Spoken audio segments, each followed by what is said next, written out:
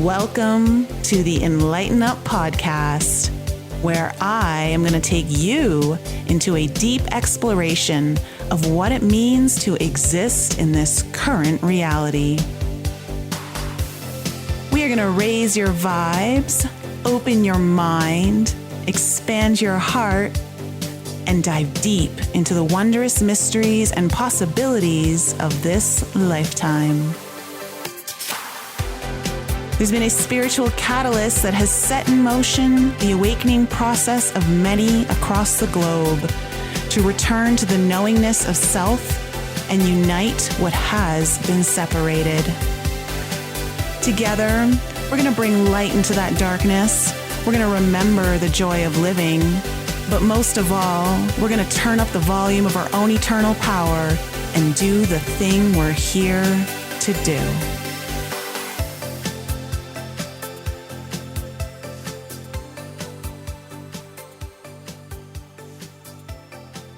Hi, everyone. Welcome back to the Enlighten Up podcast for yet another full moon breakdown with no other than our favorite astrologist, seer, cosmic queen, shall we call her, Mary Dusina. My girlfriend, how are you? We're going to be talking about that full moon in Leo today, aren't we? It is. I always get excited about the moon being in the sign of the sun's rulership. I like lions.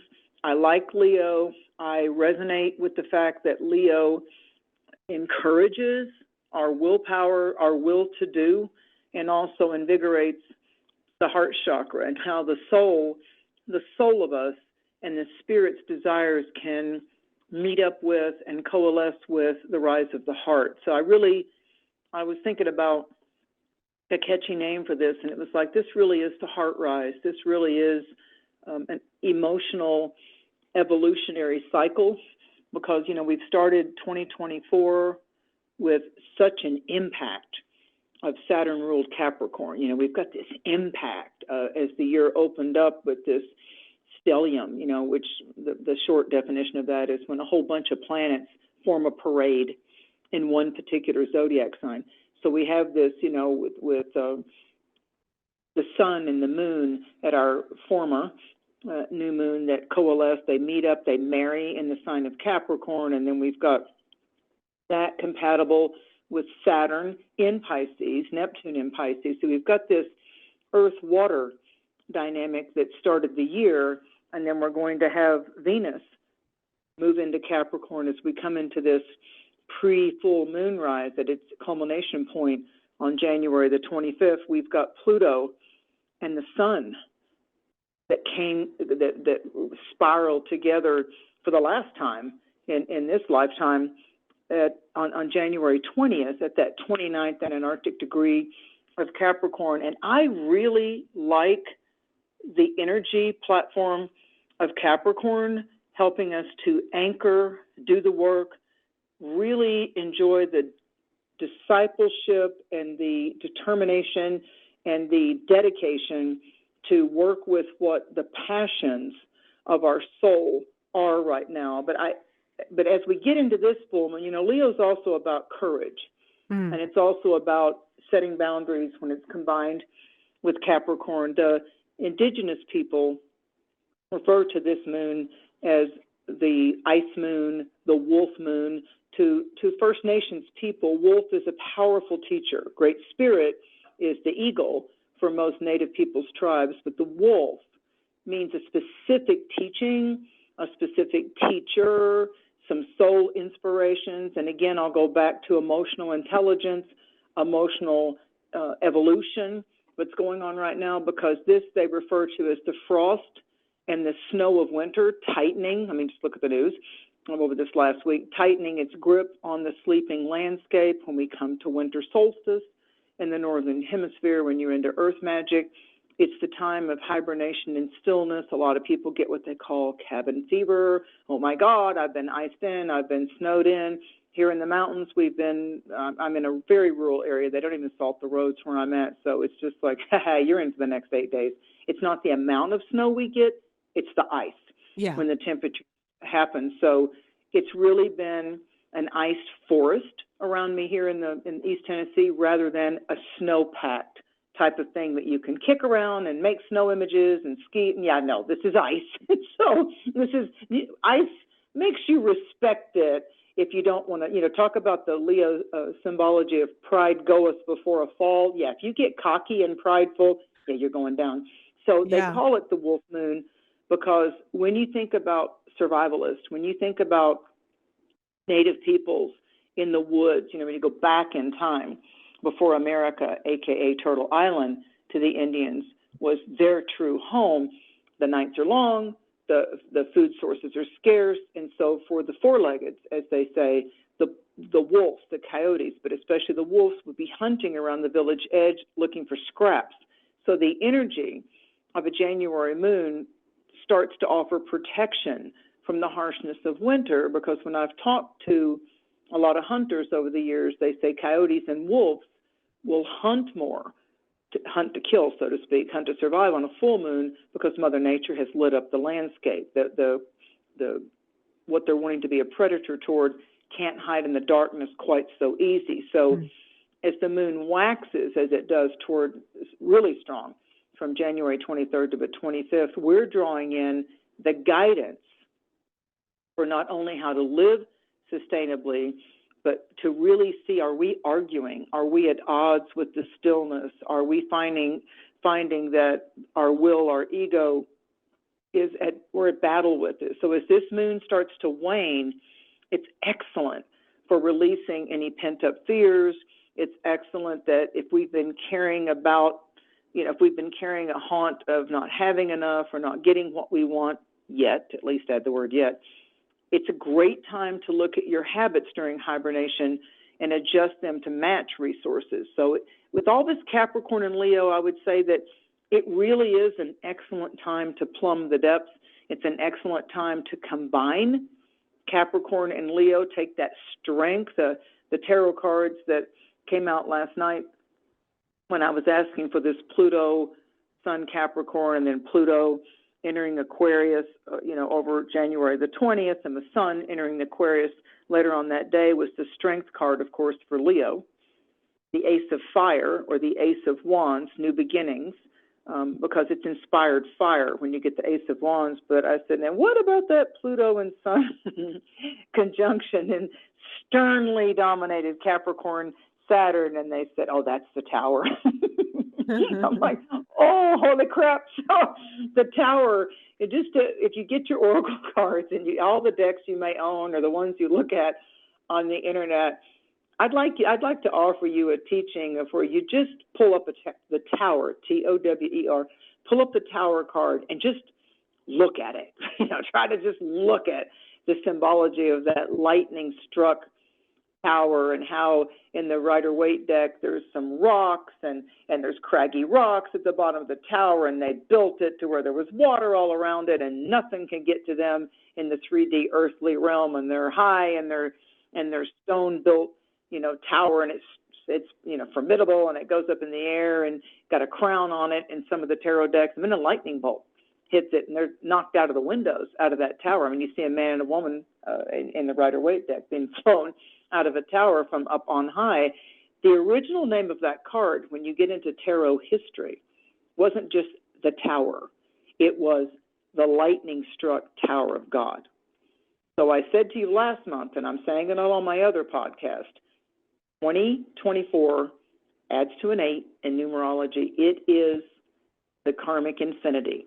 And those of us that have wondered why certain opportunities seem to go to the other person instead of us, or it's taken such a long time, or I really invested in that job or that person, and I've always been the good person no matter what. I'm learning to set boundaries as an empath. I'm learning to do my shadow work. I'm learning to become at peace with me. When I tell you that 2024 is a karmic year, the nefarious, the elitist, the greed-driven, those that have beguiled and bewitched from harmful intention will get the karmic boomerang. Boom, here comes the karmic sheriff. Can we talk about that a little bit more? Because it feels so relative to that Pluto Sun conjunction at the anaretic degree of Capricorn, and then them Yep. both moving into Aquarius. I mean, the Sun got there a little bit before Pluto did, obviously, but they were still there at the 0 degrees together. That's so rare. That's It's so rare. so And you know, rare, right? And tell me, we're because really living through rarefied times, audience. I mean, truly, that the fact that we're living, breathing, incarnated at this very time, and we're embracing the chapter known as the Year of Our Lord of 2024. I love the infinity symbol, and those of us that it's often the necklace I wear, the rings I prefer, because it's kind of like the golden rule. You know, what goes out comes back. Do unto others as you would have them do unto you. And we all know people that seem like they get away with doing the dastardly deeds. Not this year. Not this year. And I don't say that out of a cruel black heart at all. I don't say that. I'm just saying, okay, I'm talking with you and Nicole, you know, for the January 2024 full moon. Watch by summer solstice. Watch from April to June. Watch what happens. You know, we've got a lot of rare changes and conjunctions. You know, when we have this arrival in the third week of April, on April 21st, not since April 21st of 1941 have we had the Taurus vibration come together like that, the way that we're going to have, you know, the conjunction of we got a T-square with this full moon. And it really involves those of you in fixed signs, those of you that are born early in Aquarius because of this full moon being at 5 degrees, because of Pluto and the sun slipping there in the morning, like Nicole said, and Pluto on Eastern time slipping into Aquarius at 7:50 p.m. Okay, the sun moves pretty fast every 30 days or so. Okay, but Pluto, yeah, no, it's going to be in Aquarius once it finally gets in there at the end of this year for 21 years. The last time Pluto changed was 2008 when it went into Capricorn. It's shifting into Aquarius. It touched in a little bit last spring, and it's going to touch in for about 9 months this year, but it's going into Aquarius, and it's the slowest moving astrological teacher that we have. Pluto, though, naturally rules Scorpio, and I don't want to scare you when I say this because the same truth and teaching is for me, but Pluto, the reason I picked the Tower card, or my guides showed me the Tower card, is that what needs to end needs to end. So we're coming in from the first new moon of 2024 that was on 111, and again, that Saturnian Capricorn energy of like, okay, it's boots on the ground time. If you look at the beauty and learn to do the celestial flow, go with the cosmic weather, Capricorn right now, regardless of your signs, Capricorn right now is saying, are you willing to put in the work without needing to overly control it or become OCD about it? Are you willing to apply yourself and to do the gratitude, thankfulness, no matter what your project is, no matter what relationship you want to see bear fruit, you've got to give that diligence. You've got to move in gratitude, but there's work to do. This is not a time for laziness, slacking off, video game playing, instead of doing your outlines and blessing it. You know, whatever business project you have, for God's sakes, give thanks for it and give thanks for who you're working with, and give thanks for the momentum of the idea, the creativity, the dream actually taking 3D materialistic tangible form, because there are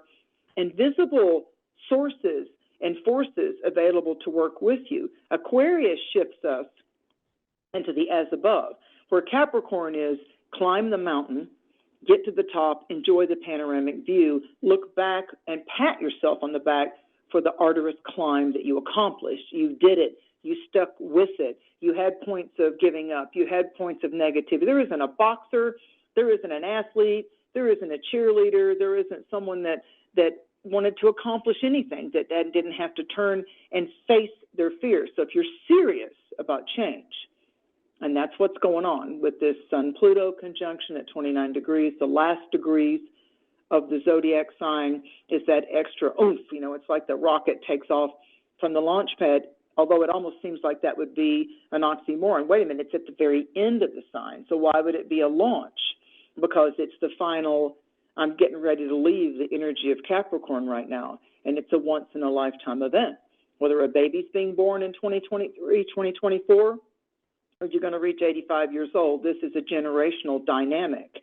And so the Aquarius, Capricorn is shifting from the authoritarian, those that want to tell you what to do, how we push back on authority, how we get in our own way when our guides, our angels, in meditation and prayer and ceremony, we're receiving these downloads, we're receiving, when the heart says, I know you love him, I know you want this, but we're telling you it's time to move on from this. You got to let this go. This isn't bringing out the best in you. It's our willpower. It's our insecurity. It's our fear of, well, if I lose this, how do I know what I would get in the future would be better than this? So I've got to hang on to this because even though it's crappy, I've grown accustomed to its face.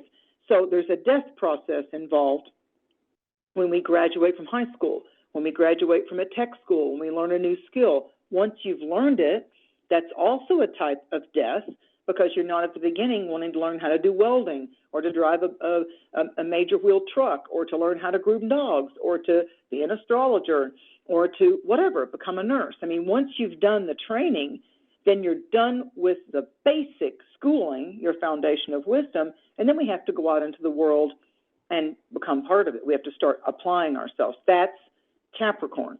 As we shift into the Aquarian dynamic and at this full moon of Leo, Leo is the polarity. It's the yang sign, the electrical yang sign of the sun, the power of the sun, the great star of the Milky Way. And Aquarius is the balance to that. It's 6 signs away. It's the opposition. So Aquarius is the star man. Aquarius is the star card in the tarot. Aquarius is the enlightened vision that we bring as above, so below, as it is in the heavens onto earth. Aquarius rules astrology. It's our ability to see the mechanics of the movement of the constellations and the magic of the sky and the pictorial images in each one of the signs. What are the other major star constellations in the sign of Aquarius and the sign of Leo? What are the fixed royal stars, the 4 fixed royal stars? Well, they happen to involve the 4 fixed zodiac signs. So Leo as the heart rise, Aquarius as how heaven reaches into us with our permission and says, let me help you from the invisible, from the unseen into the seen, signs and wonders.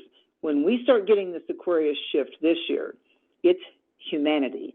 It's we the people.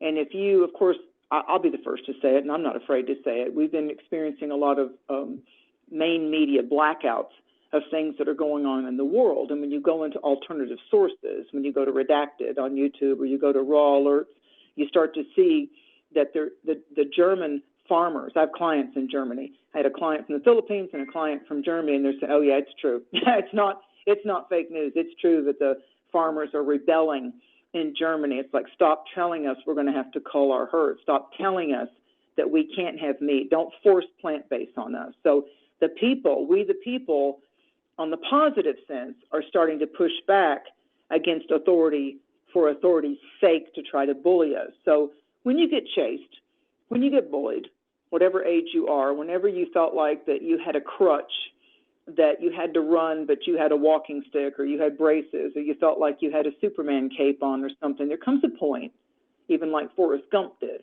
there comes a point where you turn around and say, yeah, I'm not running anymore. I'm not running from myself, and I'm not running from you. The shift from Capricorn to Aquarius is, where's the psychic cleanup? Where's the magical cleanup? Where's the alchemy that has to happen in order for us to say, I rebuke that. I free myself from that. I'm not chained to that. I really feel strongly that that Sun-Pluto conjunction at the latest part of the 29th degree and then moving into the 0 degrees relatively together, pretty close, all things considered, Totally. is a huge shift for humanity just as a whole, like here on planet Earth. And I think that what we're going to see over the next 20 years or so is that this is a time where people really start to question who they've given their power to, why they've given their power to that entity or people. And maybe it's about reclaiming power. And I think because Pluto is the planet of death and rebirth, and you've got, it going through its own death and rebirth with the sun, right? Because it goes through that death and rebirth process when the sun crosses it, that it's really interesting that it all happened at the 29th degree, and then moving into Aquarius, it feels like we're all going to be going through a very transformational metamorphosis of what power means to us, but also how to it. I think what we're going to see is a huge rebuilding, deconstructing, rebuilding of a lot of different institutions based on what the people want. That's a good term that you use, the metamorphic rise. It's like in the Matrix, I mean, the main teacher's name in that particular series of movies is Morpheus. So Morpheus can also represent the trance, the dream world. It's where the drug morphine can come from, how it can be a powerful painkiller and throw someone into another realm instead of just the 3D conscious world of pain. So where we're doing metamorphic work is that although we're in the void of when we lay down to sleep to rest the physical body, rest our organs, and then we go into a dream, or when we literally do hallucinogenic journeys, or when we literally, today as Nicole and I are talking, I thought, full moon in Leo, that's gold and the vivid cobalt blues and ultraviolet blues of Aquarius. I'm going to take the royal liqueur that's made by a company called Saint Germain, and it's elderflower liqueur. It's gold. It's literally a gold liqueur. And when you go, next time you go to look it up online or go to your liquor store, elderberries are a wonderful product in nature that builds immunity. Elderflowers, Saint Germain elderflower liqueur, the flowers, which will become the berries, which are very medicinal, but the flowers in Austria, in Germany, in France, they can only pick a certain amount of those flowers because they want them to become berries because it's a once-a-year thing. And in Austria, they make kind of like crepes out of the elder flowers. But this liqueur has a date on it, when it was harvested, and when you have the highest vibrational in holistic herbal medicine is flower power. So although people go and buy elderberry gummies and elderberry cough syrup and elderberry vitamins and tinctures, the elderberry liqueur is the flower that holds the high vibrational medicine that will later become Niger sambucus or Sambucus niger, or the black elderberry, the elixir. So and they call it, if you study it on YouTube, they call it bartender's ketchup, because elderflower liqueur can be mixed with so many different mixed drinks. I always have it in winter.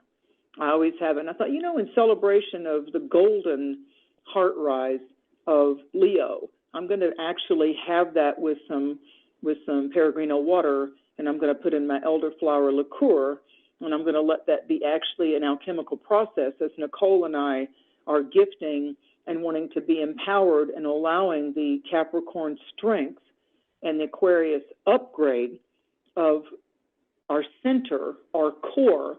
What's working for you in 2024 when it comes to an upgrade in your spiritual connection to the great I am? So what seminars you go to, who you enjoy as a life coach or a meditative guide, how you discipline Capricorn yourself now for a few minutes a day to actually say out loud, whether you want to state it in your normal speaking voice or whisper it before you lay your head down and go into the night realm and the void and the dream lodge, where you're entering into other multi-dimensions, just like whatever you do to get into a higher state of not being so attached or distracted by the third dimensional realm here, and allowing yourself to lift into higher frequencies. Queen Cannabis is a good friend of mine. I bake with her, and I know that cannabis is an incredible medicinal plant. Am I addicted? No. Do I have to have it? No. But do I know its medicinal qualities? Oh, yeah.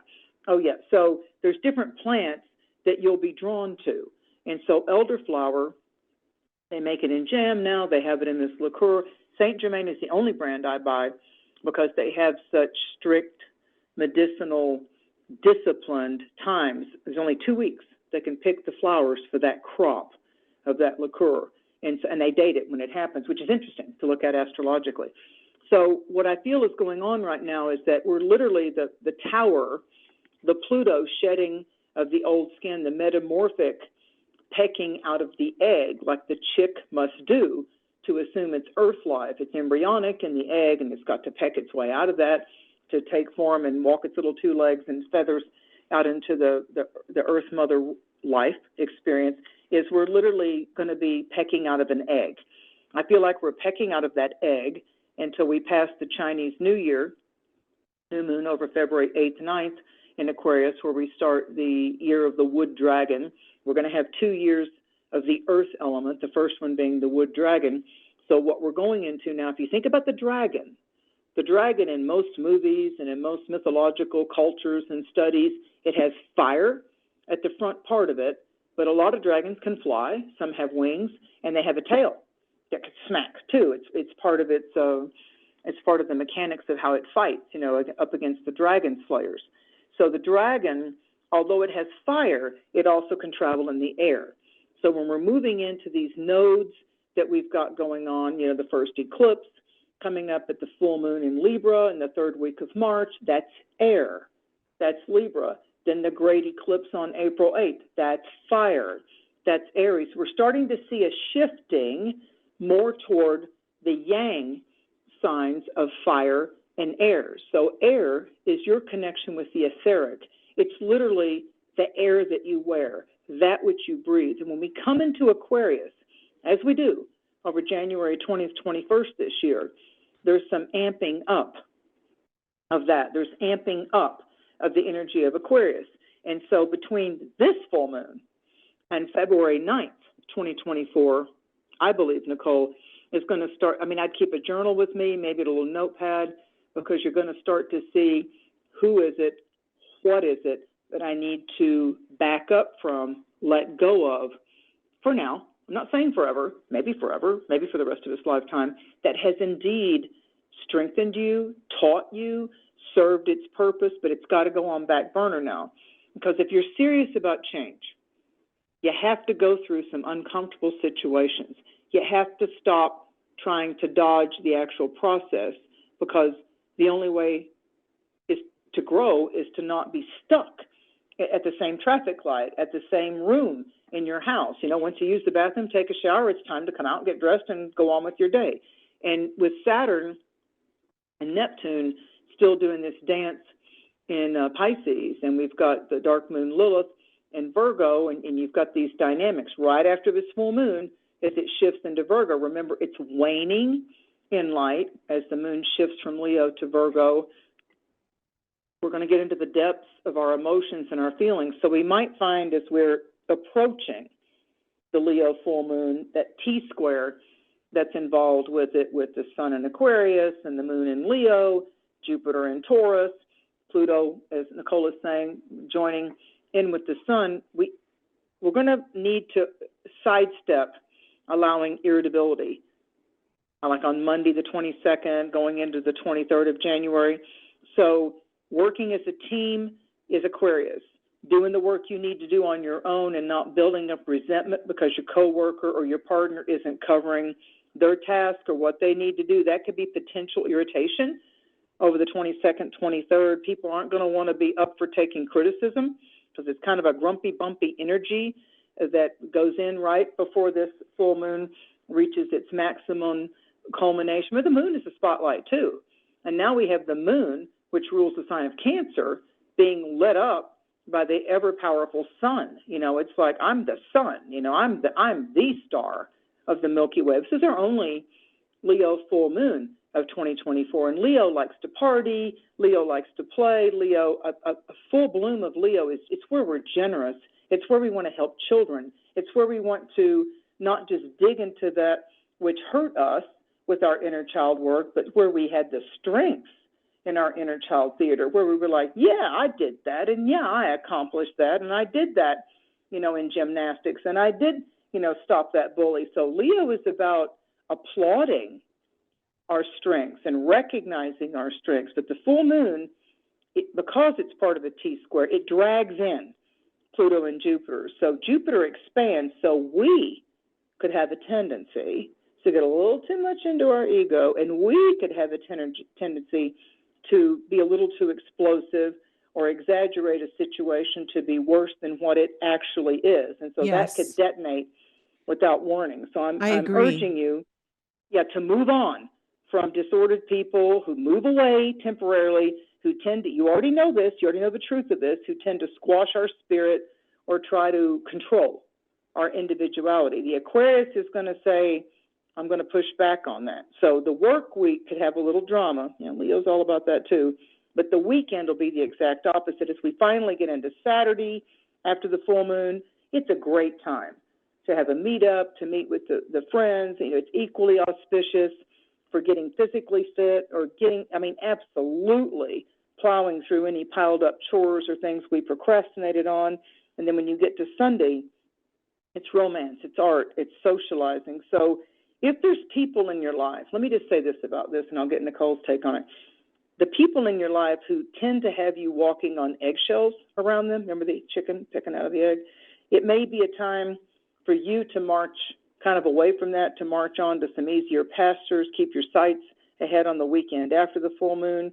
And with Venus and Capricorn coming to trine, which is a very favorable elixir in cosmic terms, if you're beginning to be open to the vulnerability of allowing a reliable partner that would have your back through thick and thin, I really like by the 28th and the 29th, going into the first part of February, that's a sweet spot, and I'm liking that. But there's one little caveat. When we get to, write this down, the 27th and the 28th of January, a little bit going into the 29th, there's quite the cosmic stew that's going on. We're going to have Venus and Capricorn kissing and embracing Jupiter and Taurus. Love it. For materialistic deals, for signing the agreement, for being able to go, oh, we work so well together, yay. Then when you get into Mercury, Mercury is going to actually join up with Mars and Capricorn. The Sun in Aquarius is going to square off with Jupiter and Taurus, and Uranus, which is the actual ruler of Aquarius. So certainly in February, late January and February, we've got to pay attention to the Uranus Taurus in your chart. Well, it's going to turn direct over that 27th, 28th of January. So our originality, our uniqueness, our boldness, our bravery shoots up at that point. And except for Mercury going retrograde in April, all big planets are going to stay direct until we get to June. So when Mars, on the 29th, when Mars in Capricorn trines the ruler of Aquarius, Uranus and Taurus, that's where you're really going to see where something stands and how much someone's committed to either be for you or against you. And then by February the 4th, when Mercury goes into Aquarius, that's a sweet spot. That's a real sweet spot. So it's like it's amping up. We've loaded the plane, and we're getting ready. We're being cleared for takeoff, and that takeoff is going to be over that next new moon, the Chinese New Year, over February 8th and 9th. That's when all the Aquarius stuff is going, let's go up in a spaceship. Let's go fly a drone. Let's go, and you're going to be out of body, in your dreams. I believe it's going to be more of an ecstatic experience rather than just, I had some interesting dreams last night. So as a psychic first, mystic who knows the mechanics of astrology, I would strongly suggest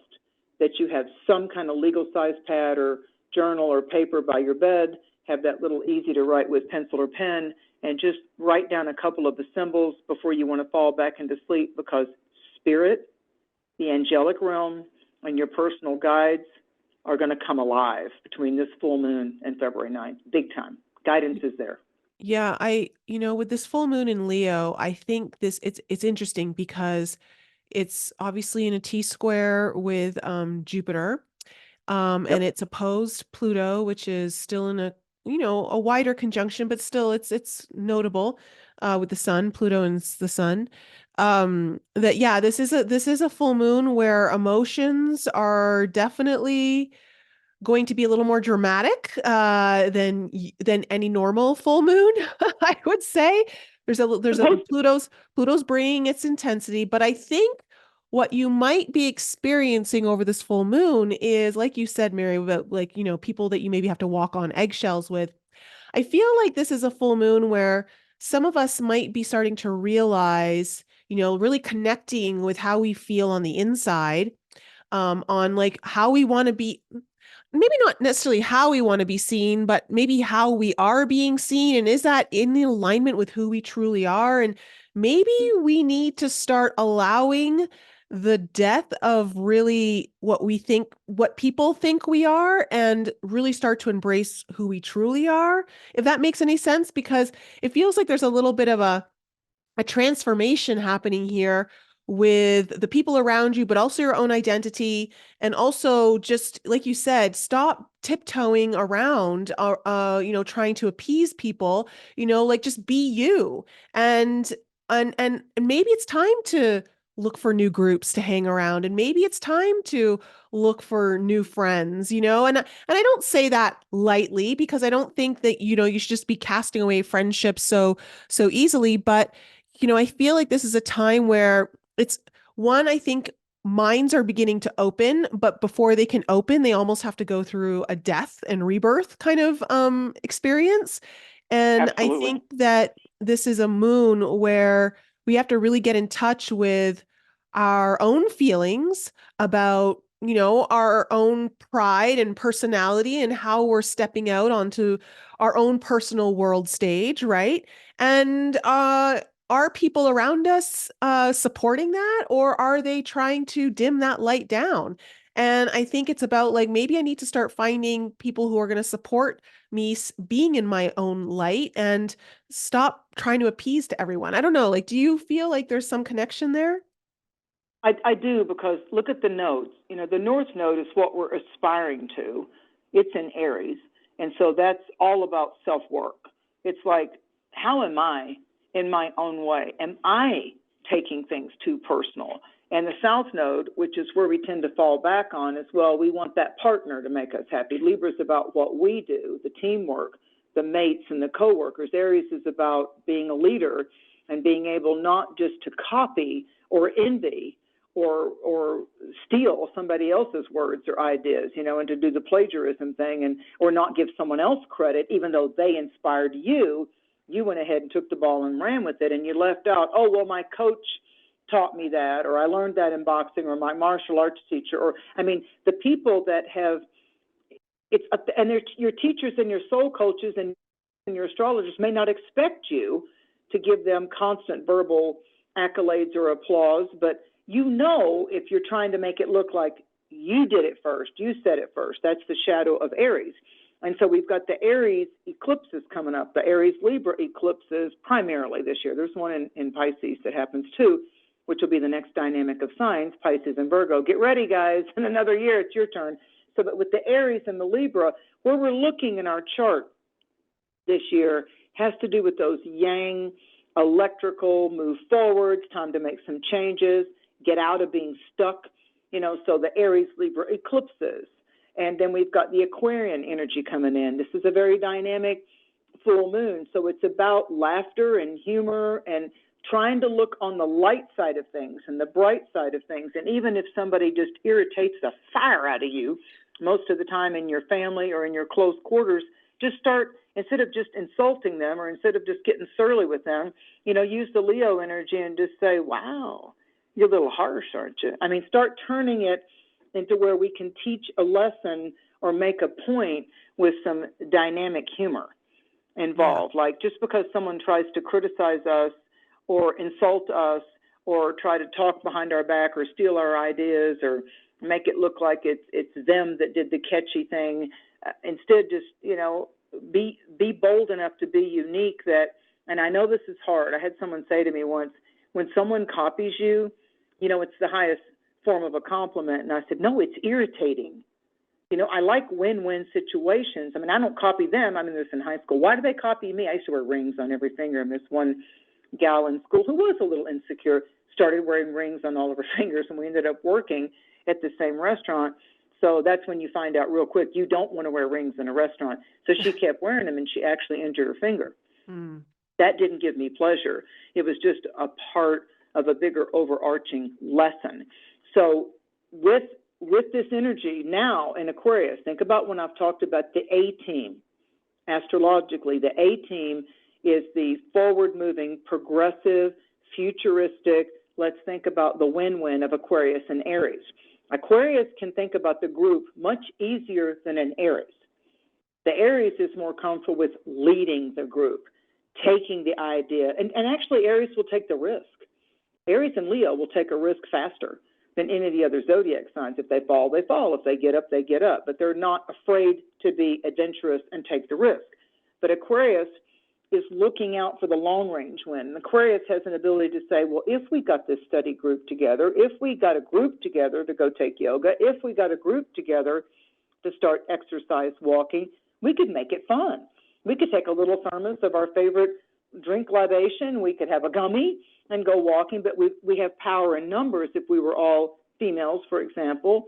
And there's power in numbers. We wouldn't have to be afraid of hiking or walking, at sunset for predators because there's power in numbers type of a thing. So Aquarius is more group motivated.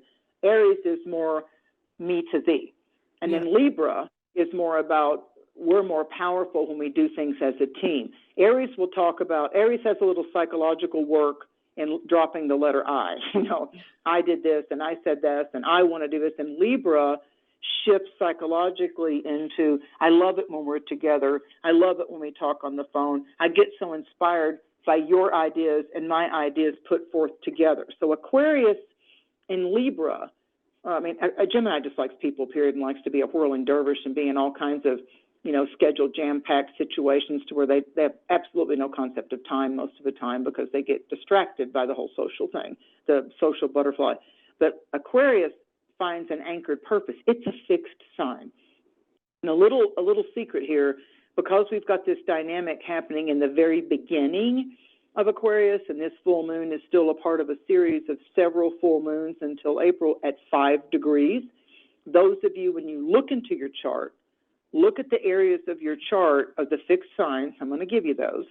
Leo and its polarity, Aquarius, Scorpio, and its opposite sign, polarity, Taurus. So wherever you have planets at the 0 to maybe 6 degrees or 0 to 5 degrees of Leo, Aquarius, Taurus, Scorpio, that planet is getting lit up right now. Now, when you take that further and you look at where is the room or the zone or the house, in astrology we call those 12 slices of that cosmic pizza pie, that sky pie, the slice is called a house.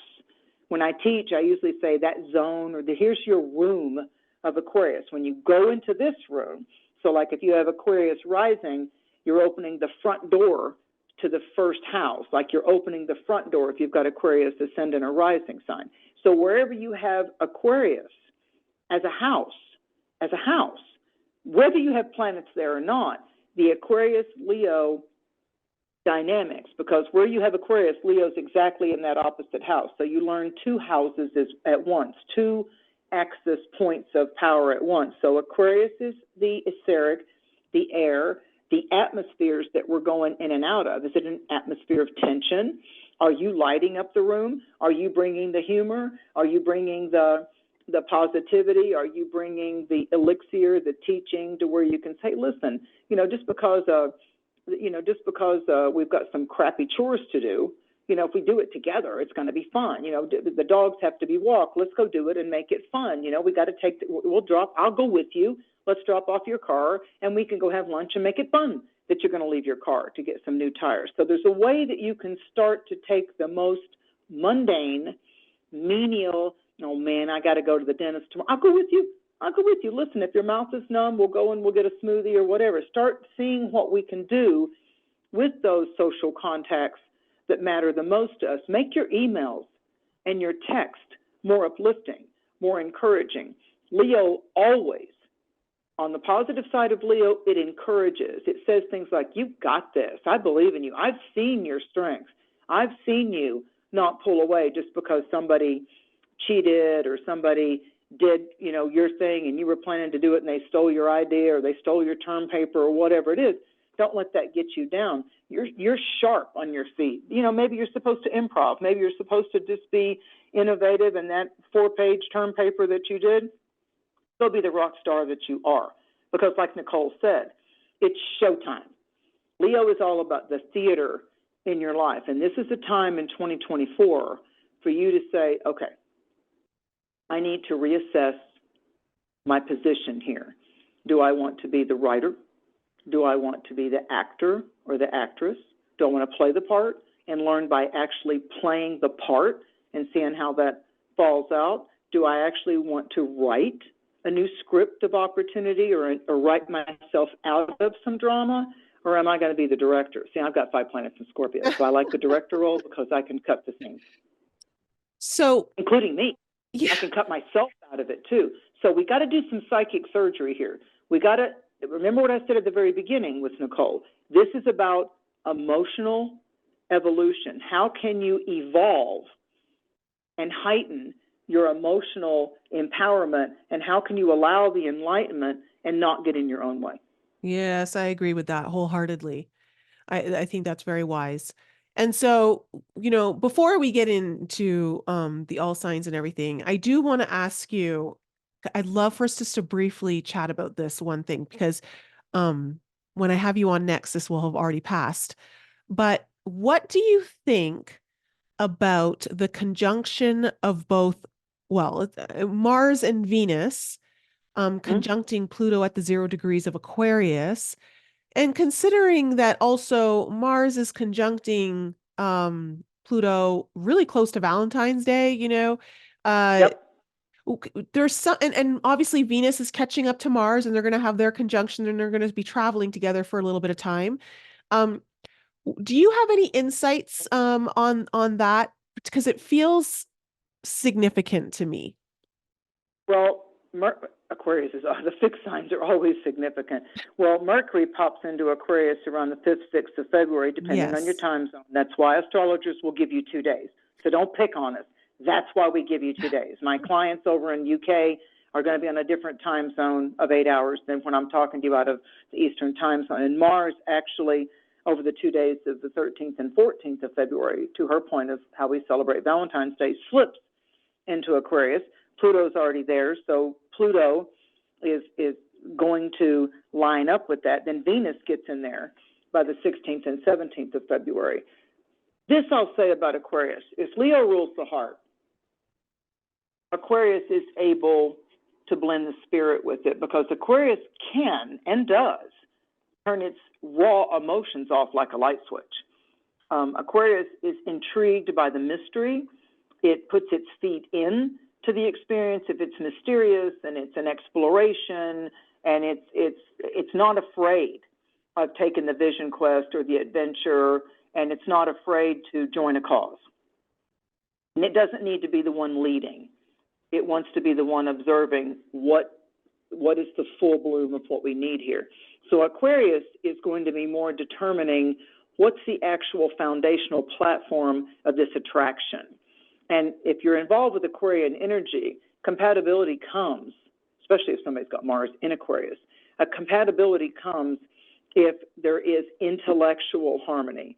So the way to win the Aquarian energy of sensuality or coupleship is that you've got to really be honest with yourself if you're intellectually compatible. Leo will be like, oh, I like your boobs. Oh, you got long legs. Oh, I love to run my fingers through your hair, because it's a lion. It's a lioness going, yeah, I want to couple with you. I want to mate with you, and I love your fire.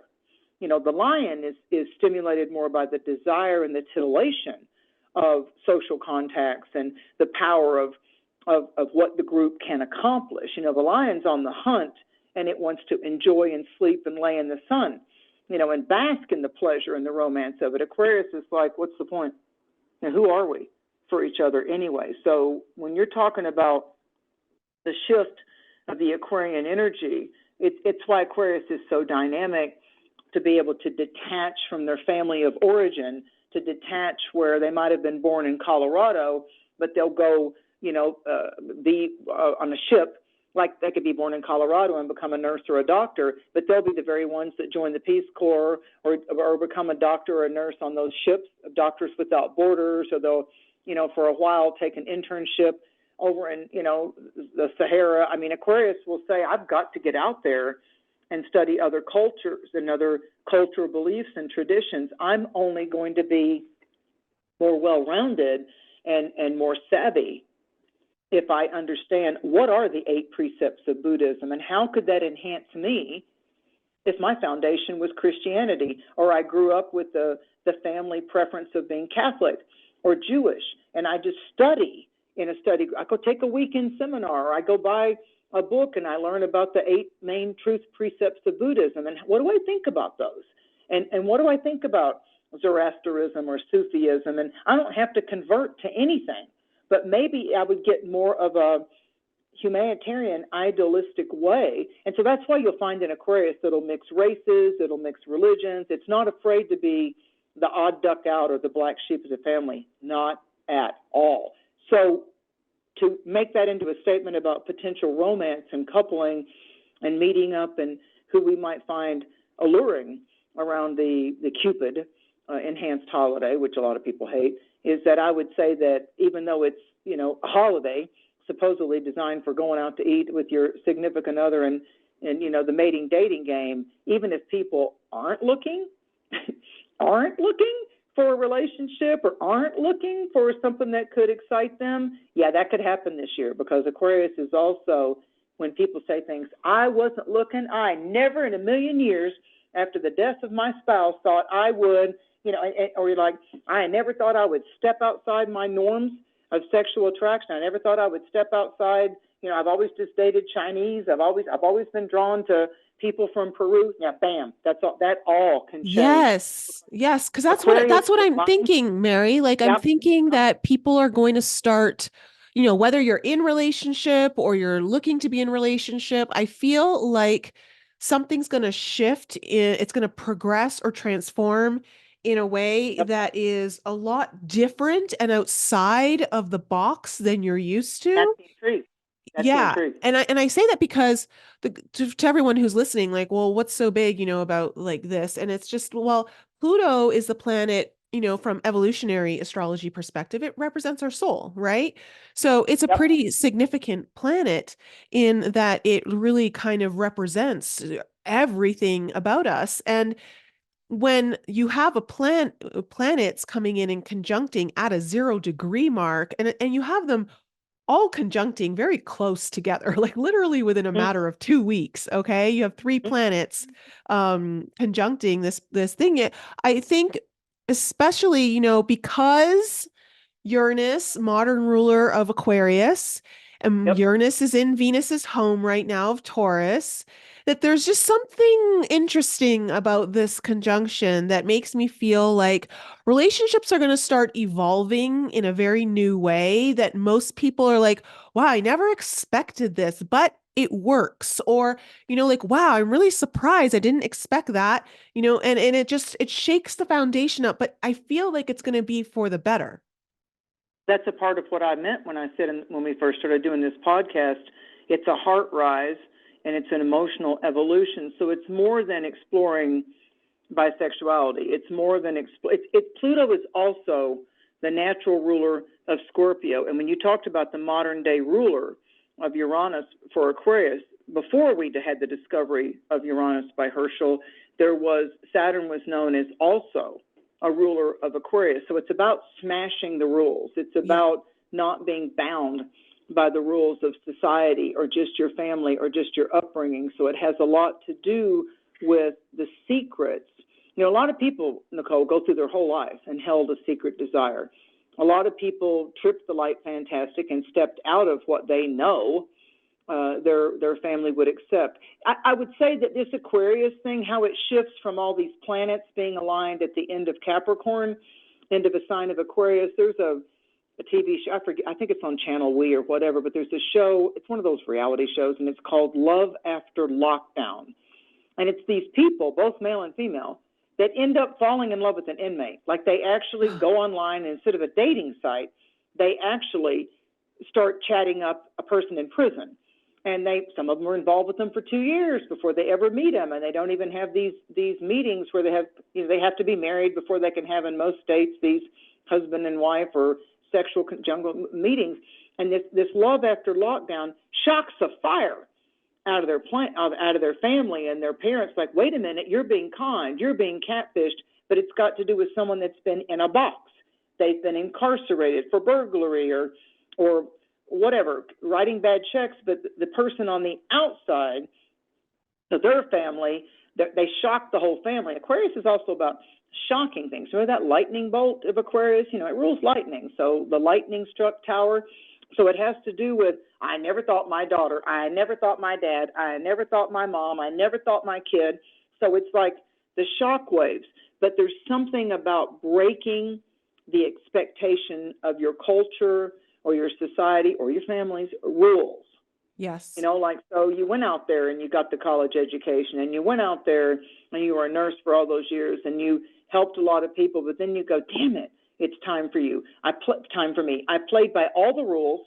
I got the degree. I put butter on my bread. I had the kid. My spouse died. I got divorced. They cheated on me. You know what? I'm going to do things a lot differently now. So that's what's going to happen. But it's not just going to be limited to the normal dating age group. I mean, it might be like, Dad, you're 75. You're going to do what? What? So it's going to be that, what did you just say? Yeah, I'm selling the house, and I'm going to move over to Bali, and I've got a girlfriend. There's going to be a whole lot of people, I'm going to Costa Rica. I'm going to go to the Philippines. I'm going to go do what I want to do now. It's almost as if, and I think that a lot of war in the world makes people think about, how long do I have? I'm watching people, to me, war never solves anything. I'm absolutely anti-war. I have great compassion for the soldiers, great compassion for the victims. I have enough Aquarius in my chart that I don't like the elitists and the governments that want to go to war and put the suffrage on the people. That's my stance. That's just me. So I'm more into the humanitarian healing instead of people making money with the military-industrial complex. Don't like it, not compatible with it. So wouldn't it be a surprise if I got involved with someone that was pro-military? Because it's absolutely not my norm. Yes, exactly. So it's like that. It's going to be like maybe 180 degrees, like the woman that thought once she got divorced, that's it. She's a little bitter. She's done her shadow work. She doesn't hate, a particular attraction template anymore. But then all of a sudden she decides that maybe she could learn the most about herself if she entered into another potential relationship. Got to tell you, folks, we learn the most about ourselves when we're in a partnership. Yep. Yeah, no, absolutely. It's something you cannot, I know so many of us, we sometimes eventually get to a point in our healing journey where we're like, I just don't want to deal with people anymore. But, your relationships are your greatest teacher. And it's very, very important. So I love that. Thank you for sharing your intake, or your take, your insight is what I meant to say, your insight and your take on that. It's true, but I think that this is a very positive year for us to get involved with our evolvement emotionally and psychologically. And when I talk about emotions, to me, there's also an equivalent. Like, to me, emotion and emotional intelligence and emotional evolving involves us looking at what our potential psychological limits or scars or patterns are. And I can tell you that you can do this pretty much. No, most people don't, Nicole, you know this, but you can do a lot of your psychological work, your soul work, for free. But will you sit down once a day with the YouTube thing? Will you sit down and meditate or do a ceremony every day? I doubt it. I know. I felt the resistance myself, but I can promise you this. Once you do start investing your time yourself that's Capricorn. If you say, well, I don't really have the money to travel and go do a seminar and do all this, okay, then what are you doing for free? Don't tell me you can't take 10 minutes or 15 minutes every day and enter into prayer, or put on a little meditation, or just sit with deep listening, and absolutely for free to sit there in that place with the power bill that you just paid and the rent or the mortgage that you just paid. That's Capricorn. That's practical. That's the Taurus stuff. And say, Holy Spirit, Great Spirit, beloved angels, I'm going to sit here. I'm just going to sit here for 10 minutes, and I'm going to just breathe deeper, and I'm not going to petition or ask for anything. I'm just going to allow myself to go to center and to practice going into my center with my breathing, and I'm going to relax my stress. And if there is any truth, if there is any insight that I am to know without expectation, I will simply take this 10 or 15 minutes and I will stop my OCD, ADD, and I will sit here and I will make space for my angels and the visions and my holy guides to come through. You can do that for free, but will you?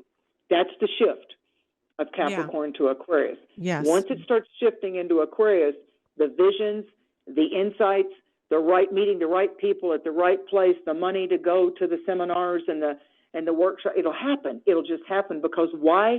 You and your God, you and your ability to invite a divine alignment will then start to manifest, and the alchemy becomes alive. You give it life. You either kill it, you block it, or you allow it to have life. I every day, I told this to the audience on Lighting the Void with Joe on the New Moon podcast that I do. For me, I took the Capricornian, the Pluto in Capricorn since 2008. Well, as of 2020 and all that rolled out with 2020, I said, that's it. I know that the higher heavenly frequencies are spinning in light much more powerfully probably than I am, but I want to be also an earth-based charging station. They charge me. They protect me from many dangers and accidents I could have had, but I didn't, even though I don't have to know all those details. So I want to do my part for my Mother Earth. I want to do my part to contribute, to tithe my vital life force energies, and I want to do meditations every day, even if it's 5 minutes, to bless my Mother Earth, to bless all the Earth's citizens, to do the humanitarian thing, to rebuke evil. I now rebuke any nefarious, uninvited, evil-intended energies, and I bless and call empowerment on all that is innocent and of the light. Let light prevail. Let love's light prevail. Now, aho, amen. I do that every day. Yeah. I want to do my part. I want to do the Aquarian age vision. I want to do it. And no one's going to convince me that if we all join as a collective group, if we all tribe up in all of our individual locations and vortices, if we all send light to whatever seems to be in disorder or crisis and chaos on this planet, we are powerful spirits. And as we activate our spirit, not just our material world, or I'm a female this lifetime, or I'm a male this lifetime, and stop getting caught up in, but I'm confused about my gender, I'm confused about my money, no. Just let's bless each other in the tables and the corners and the chairs of our lives so everybody wins. That's Aquarius. And I'm happy to be a part of that. That's the best part of my Aquarius energies. In the house of Aquarius, in the zone of Aquarius, let heaven come to earth. Well, speaking of the collective, shall we get into all signs? Great segue. Great segue. I love it. Oh, creative she is. So creative. The lion woman. She's so creative. So we're going to do the signs, aren't we? Yeah. So Aries, we talked a lot about you. It's a big year for Aries, Libra. Absolutely. Because this whole Pluto thing has been kind of squaring off with the nodes and, Mercury and all these planets bouncing around, and the Capricorn's been coming at odds, a 90-degree square off, like it's like going into the old Western movies where they swing open the swinging bars, and here comes the cowboy going, I'm looking for the sheriff, blah, blah, and it's going to be like a standoff outside, on three, draw your guns kind of a thing. So Aries and Libra really have had worldly, material world challenges. And so with the full moon, it's a bit of a reprieve for the Aries born because it's in the 5th house. So you Aries may be wanting to, the insights that could come with this Aries Aquarius energy shift can have a lot to do with, if you have children, spending time with your child. If you work with children or you're around someone that has kids or grandkids or even teenagers, it might be literally for Aries out of the mouth of babes. Just really watching, like the oracle card in the 3D world might be some kind of scene that happens. You're just playing a video game with your kid, or your parent reminds you of something that you did in your childhood that was so coquettish or whimsical, and you're like, oh yeah, I do like that in my child. So the fifth house has to do with our inner child. Leo has to do with our inner child. It's full moon in Leo. And so it's almost saying, hey, when's the last time you got that playful, theatrical, dramatic inner child that can be funny or wants to do something dramatic that's only creative and not harmful or bougie, boisterous and bougie for anybody. So it's about, the fifth house is about our area of creative playfulness and pleasure being illuminated. I do see the Aries could have some extra inspiration. And specifically, if you're an adult Aries, it also could be working through any sexual blockages that somebody might have tried to criticize the way you love, or that you don't seem to want me enough, or you want to sex and you never really want to listen to me. I think Aries could be using this fiery lunar energy to not only indulge their inner child, but ready to kind of get serious about what's not my end of life bucket list, but what's my playful bucket list? What would I like to do right here? How can I bloom where I'm planted? If you're Taurus, you still got the Uranus is being activated. You still got the Jupiter's going to go into Gemini this year, but right now, which will help you guys with your finances and your decluttering, Taurus. But right now, this full moon in Leo, the bull doesn't want to be pushed, and the lion is in pursuit. So Taurus is okay with soft moments and creature comforts and pleasure principles, but the lion is like, okay, you're getting too sedentary, you're getting too stuck in your ways. So Taurus, it's a fourth house thing. So it could be if the family's pushing you too much. It could be that people are saying, when you live in Florida like I did, people always love to sugar up to you so they can visit you in Florida for free. Yeah, or for less money. Then when you move to the mountains, all the Floridians want to say, hey, where you at? I'd love to come visit you. I'm in town. Are you? Well, good for you. So that could be going on with Taurus, that people are wanting to cut cost and come, kind of crowd in on you. So in a positive way, when the full moon lights up your fourth house, look around your living space in this new year and see what you need to move out or clear out or declutter. Maybe you want to make a home office.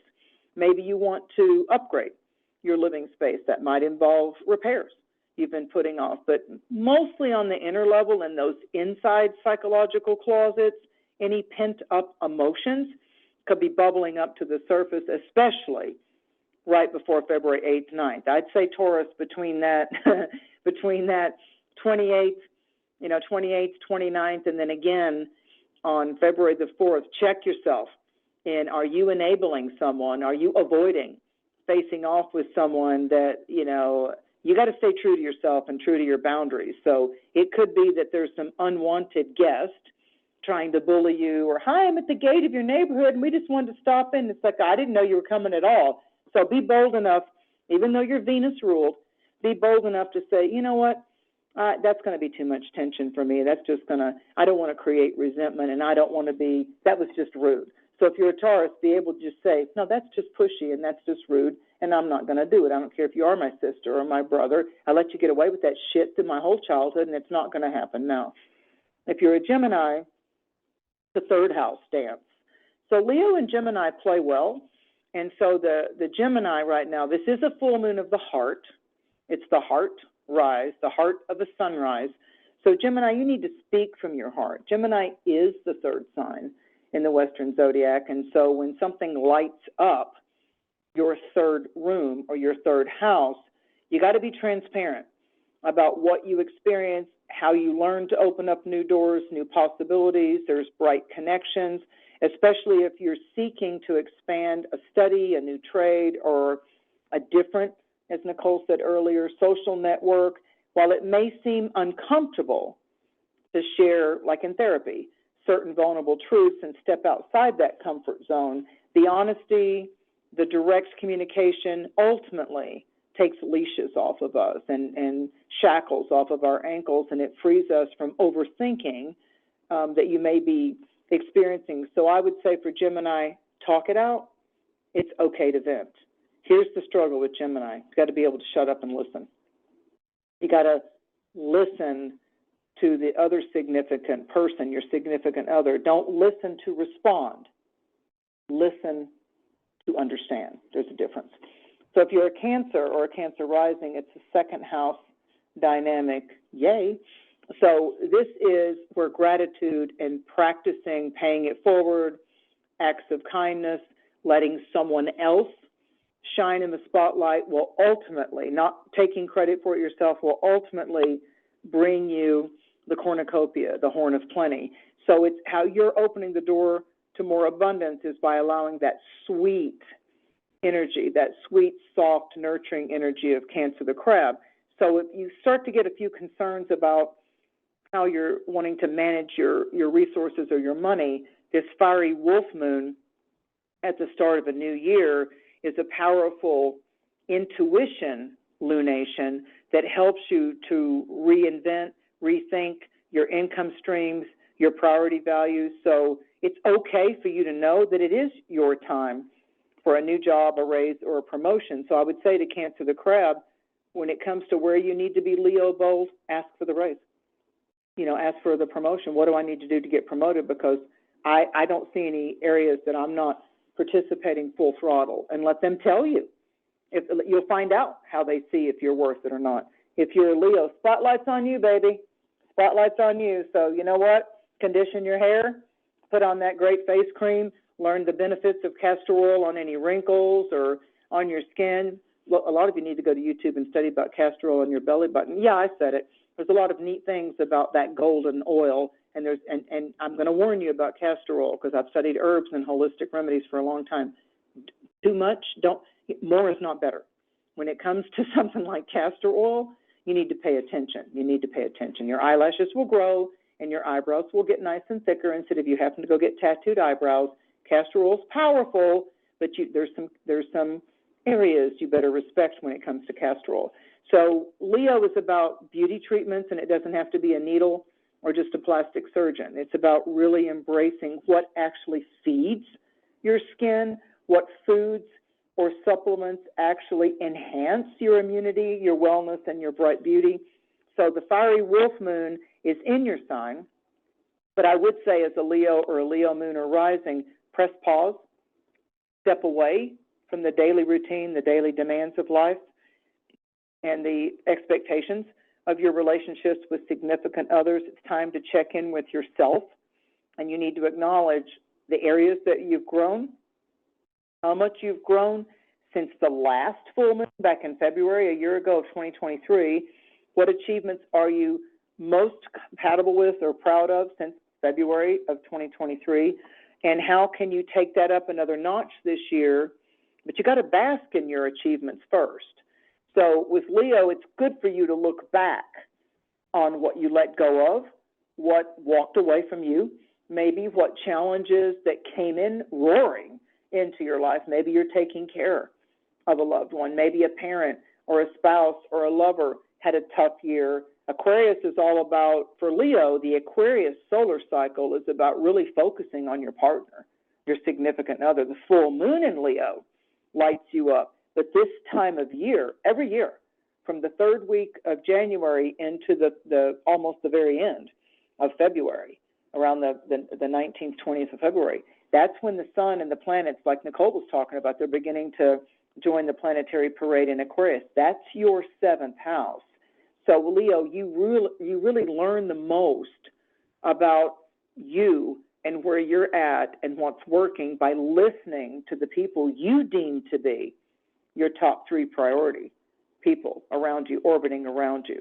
So it's a time for you to say, am I losing myself in doing too much at this job, or I'm okay with the discipline of the overwhelm of taking care of this person that's ill or taking care of my loved one that's going through a struggle psychologically or physically, but I better take care of myself or I'm going to start snapping, getting resentful, getting angry because I'm tired. You know, the old statement, anybody that's a caretaker better also take care of themselves. So you're in the spotlight, but it's also your time of the year for important pairings, important me and thee type of conversations. If you're Virgo, Virgo's going through the light behind you're behind the stage right now. the full moon is in Leo. That's the sign before Virgo. So this is, are you feeling extra tired? We're also at a solar cycle 25. And so they run 11 years. And so there's a whole lot of solar activity that's taking place, these X flares and the Schumann resonance and all that. And you can go study that at NASA and earthsky.org and spaceweather.com. But for Virgo, they're really feeling, why do I am so opposed to winter? I'm bored. I don't want to stay in all the time. I don't like this gray sky. I mean, they're kind of feeling sluggish and surly. And so it is a dramatic Leo wolf moon. So if you've been craving more me time, or you, as Nicole said, you're in that phase right now, which Virgo easily could be, that I really don't want to be around a lot of people. That meme that I've seen that says, it's too people-y out there. I've even seen T-shirts with that. So it's really not a high social cycle for Virgo. You need to listen to your body, and you need to restore, give your body your mind and your body the solitude and the space that you need. You've got some sensitive emotions to process, and that might just wear your ass out. You just might need to sleep more than usual. And instead of something being wrong, are you suspecting that you got the flu or something wrong with you because you're so tired? Take that journal I mentioned 15 minutes ago and write down whatever it is that seems to be coming back into your mind that wants your attention. And I would say for Virgo too, Nicole, there's emotional memories that I believe are popping up during this fire sign. I really do. I think there's some things that want to be cleared, and I believe these are priority types of things. So Virgo, be patient with yourself and just work through it. It's a process. Just work through it. Yeah, I know some Virgos who that I think applies to. Yeah. Mm-hmm. Yeah, I mean, it might be that Virgos just need that kind word, that don't push the Virgo. Instead, just say to them, just checking in on you. You okay? Want to go get a hamburger? Want to go get some coffee? Want to go get a latte? Kind of a thing. But if they're kind of Virgos, when they turn inward, they kind of tend to blame and shame themselves, although they don't admit it. But they tend to kind of get hard on themselves. If you're Libra, I call that the L team. We've got the A team and the L team, and Leo and Libra work well together. Both of those are yang, fire and air, electrical, interested, dynamic, yang, masculine type of energy. So it's an 11th house for Libra. So I kind of feel exciting news around Libra with all this Aquarius stuff, and Jupiter's going to go into Gemini, and I feel like it's a community, neighborhood, maybe that's a real estate boom, or there's going to be something that they're excited about the new roommate, or they're going to move from one location to another.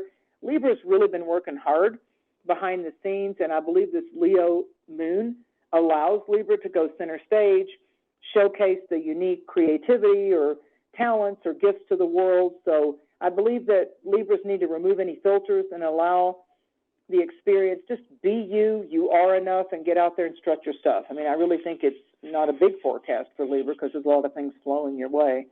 If you're Scorpio, it's a big cycle. It's a big cycle. You've got two big planetary shifts.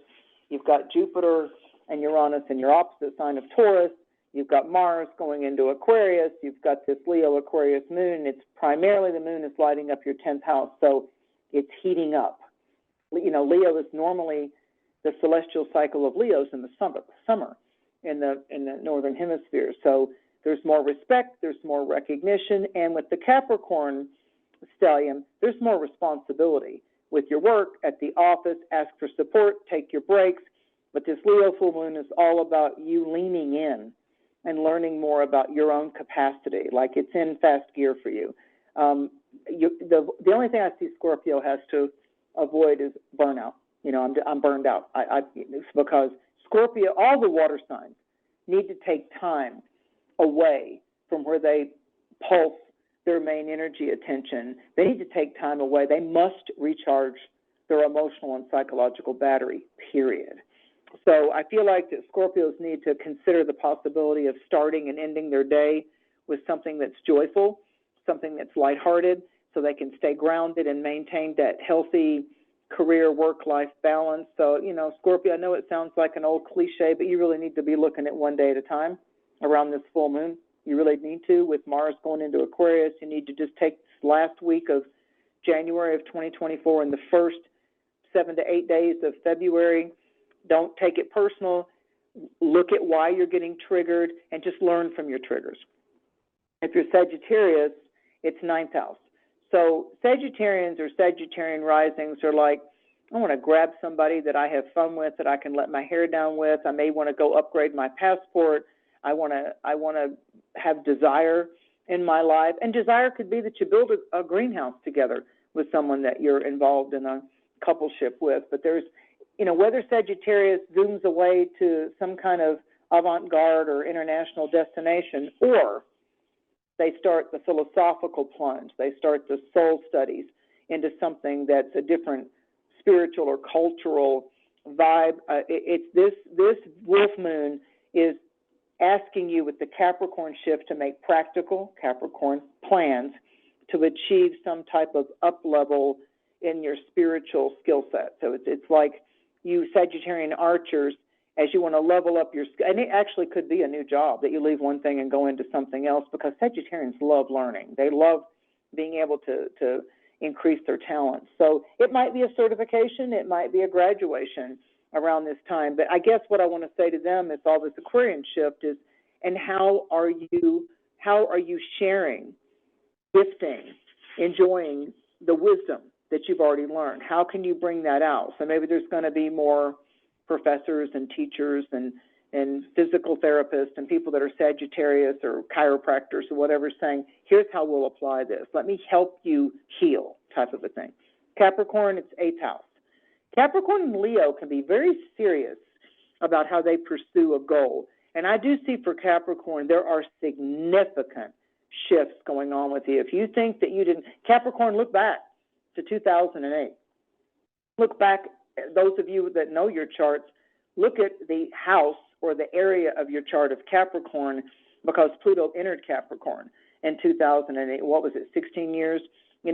Lighting up, that's where we had the deaths and the shifts and the transformations and the shedding of the skin. So for Capricorns right now, it's shifting into how they prioritize what they value, more on a material level, like, do I want to sell this business? Do I want to sell this house? Do I want to free up some capital and go invest in something else? So Capricorns are looking at, that's really had me held down for a long time. I recently had a Capricorn client. He'd been with a mate for over 20 years, and they passed away from an illness. And their statement to me was, well, with them gone, everything now in my world changes. But it was that actual death. That partner would not have changed anything, because they were happy working with their significant other. They were happy in business together. The partner got sick, and it was a rapid, ravaging disease, and they passed away. Mm-hmm. So they said, my whole world changes now. I've got to travel. I've got to sell this and that, because I don't want to be here, because we were here all those years. And we talked about it. My partner would want me to sell it, free up the money, do what I want to do. So it's not that the partner that was left behind wants another relationship right away, but they want to also close the chapter of at least half of the things that were such staunch reminders of all that they built together as a team. So with Capricorn, whether you're working to defy or release debt, whether you start to really prioritize your deep psychological, emotional rise up, there's epiphanies all around. So I see them, I guess, in short, they have to rediscover what brings them joy. And I feel like that as they accept where they are right now in the process of all that had to fall away, close out, go away, rather than resisting it, will bring them very powerful results. And I guess if I pick two words for Capricorn, even though Pluto's going out of your sign, I'd say pace yourself. Aquarius, wow. Wow, Aquarius. You're not going to get to hide in the background anymore. This is a time of accolades, and seems like that your basic incarnation, vision quest, life force is being electrified and activated, and you're not only pursuing, but you're being pursued. There was a lot of extra energy flowing your way. It's a lusty full moon. It focuses on close connections. It's an excellent time to even orchestrate and plan a sexy date with a partner, host a festive birthday celebration with who you want to be close to, Although, with the Leo full moon and Mars going into your sign, partnerships will be tested now. But here's the other part of a partnership being tested. What if we graduate? What if it's a good thing? What if you go through a partnership test and it's like the big win kind of a thing? So with Mars going into your sign, don't jump too quick to clap back, snap back. You know, Aquarius can have some really sharp words. And so I think the full moon's basically favorable, but you need to focus on resolving the areas of conflict instead of allowing yourself to be dragged into unnecessary drama. And finally, last but certainly not least, the Pisces energy. You know, we've got Lilith in Virgo, it's your opposite sign. You're going to feel this full moon as it slides into Virgo on the late night of the 25th of January, going into January the 26th. So you might be feeling scattered.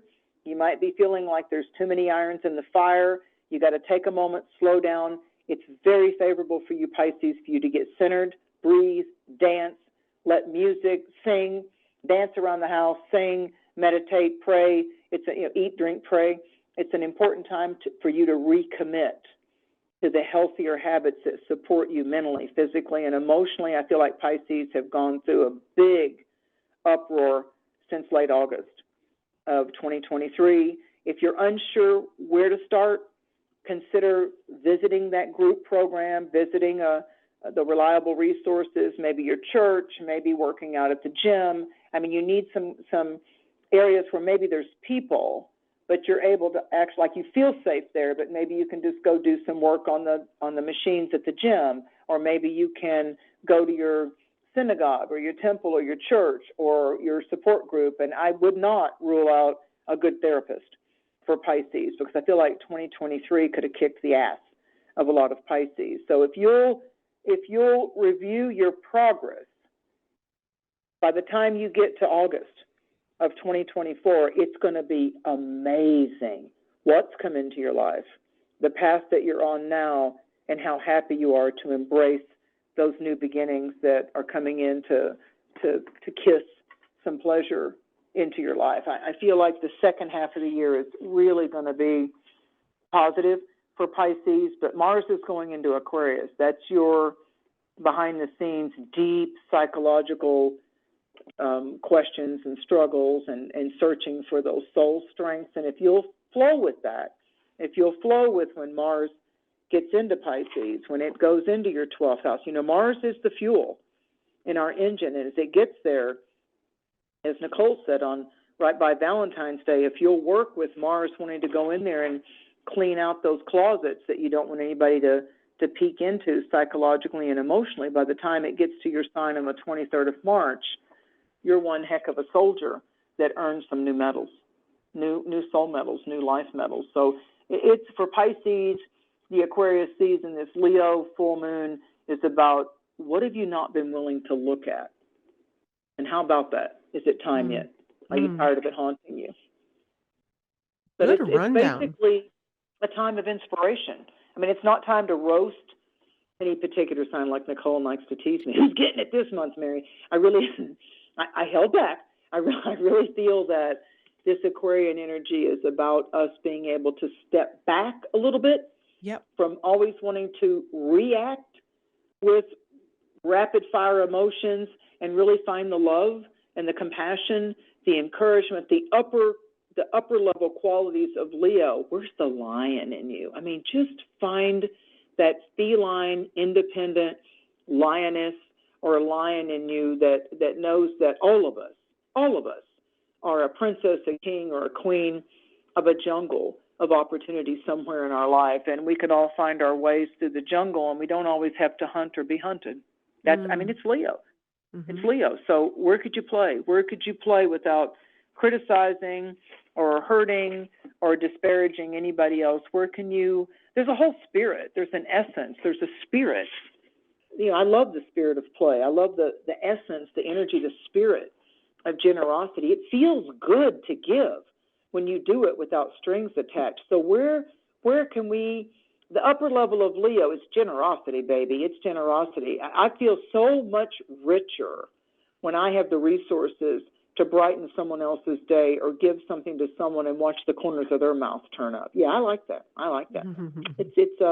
It's heart rich. So this is a heart rise, and I think I want to finish my part of it and let Nicole finish by quoting one of my absolute all-time, over decades quote by the one that wrote The Prophet, Khalil Gibran, when he said, "There are still cave dwellers. The caves are our hearts." Oh, very beautiful. Beautiful. I love that. Yeah. Thank you. Thank you, Mary, for that. It was a great rundown of the all signs. And I know you guys in the audience always appreciate a little bit of personalization on these full moon rundowns. So thank you, Mary, for doing that for all of us. And I love you all. Love to all of you. I just want to send light and love to all of our heart chakras and just see the marriage, the mystic marriage of the holiest, highest aspect of ourselves joined together for the sake of this lifetime, this incarnation. I want to put light blessings upon all the people that we will greet and meet this year, all the people that will bless us, and that our presence and our heart's eyes and our soulful eyes will and light will also enhance and bless and prosper. May we all be prospered. May you all accept the divine prosperity. Amen. Thank you. Yes. Well, thank you so much. For anyone out there, it's the new year, and if you're looking to get an astrology reading, Mary is definitely your girl. So, visit her website, marydusina.com. I'm going to leave all of the links in the description below so you can find her very easily. And don't forget that, if you're looking for a metamorphosis of things, of your soul, of your heart, the Forbidden Journey Retreat is going to deliver all of that and more for you. I highly would recommend it greatly for anyone looking for big change this year. Yes, so yes. if you're interested, I'd love to see you here in Colorado, April 24th through the 27th. We are 50% sold out. There is only one room left for a private room. The rest are all shared. So if you're interested in coming, I'm going to leave the link in the description below for you to reserve your ticket. Or if you have any questions, just email me, Nicole at NicoleFrolick.com. I am so excited. It's one of the most exciting things that I'm looking forward to this year so far. So I'd love to see some of you there. And to all of you who are already booked, get ready, because I'm going to be emailing you within the next few weeks of our first call meetup so you guys can meet who's coming. All right, guys, I love you so much. Let your heart go through this transformation, this metamorphosis. This is an emotional, evolutionary full moon in Leo. So rise up to take the higher road of whatever it is that your soul is aligning to, whatever feels right for you, because it feels like, we truly are starting to evolve in how our heart is feeling, how our heart gives, how our heart receives. So all of that's coming through. I love you guys, and I will see you next week. Thanks again for joining me for another show on the Enlighten Up podcast. I love you guys so much for all of your continued support. So remember to raise your vibe, find your tribe, and be open to the infinite possibilities held in the mysteries that surround us all. Thanks again for sharing the show with your family and friends. And if you're new to the show and you need to find out more information about me, please head on over to my website, NicoleFrolick.com, where you can join my newsletter. And please follow me on Instagram, Telegram, and YouTube. Keep your light bright, and I'll see you next week.